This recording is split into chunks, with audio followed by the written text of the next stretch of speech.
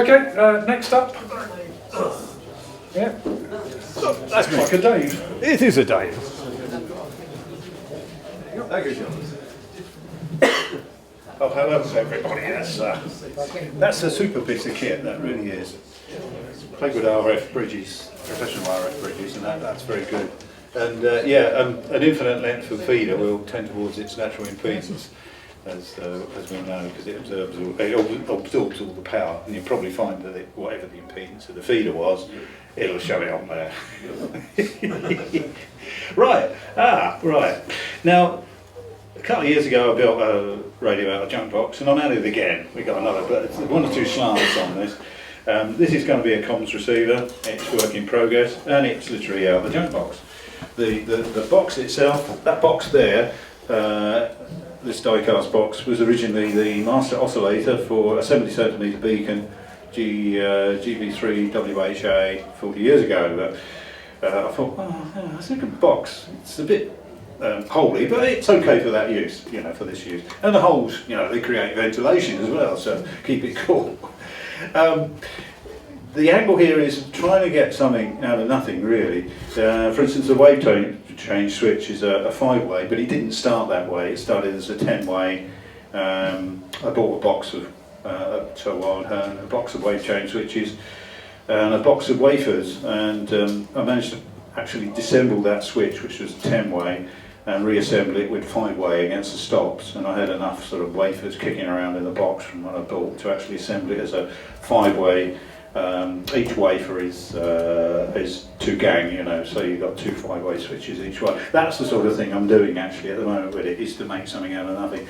The RF board is out of a car radio. That's a car radio chip removed, and the chip will work up to 30 megs. And it, you put RF in one end and you get audio out the other. It will have an RF amp because the image response at 7 megs with that is about 15 dB, which is not very good, so it should get up to about 40 dB image rejection, hopefully.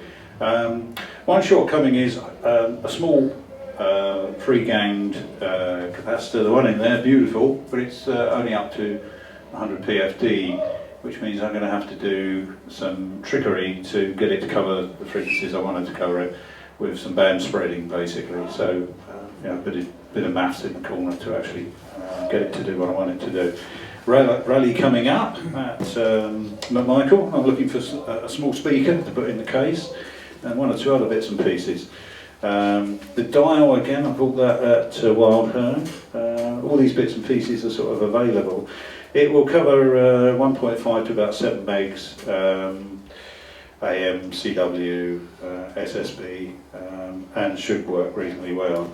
Not too big, analog, just a bit of fun really out of a junk box.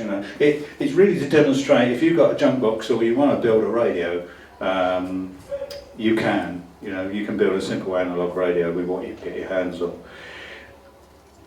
This side, there's an AF board, again out of car radio. The car radio board was about that big, and the RF bit was there, and the audio bit was there. There was nothing in the middle. So the Stanley knife, and we've got the AF board there and the RF board there. It will need a product detector, BFO, and 1 or 2 other bits, so I've got spaces for other boards to go in there.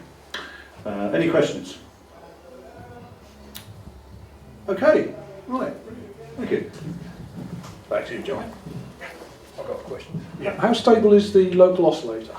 Surprisingly enough, with that chip, I was very suspicious that it wouldn't be, but Yes. it is very stable. Excellent. Yeah, because I thought, is it worth it building with this? And it turned out at 7 megs to be extremely stable. Because I built it on the breadboard to start with, just the chip, and the car radio board without the car radio coils, and put the Denko coils in there. Yep. And it was very stable. Brilliant. Thank you. Thank you.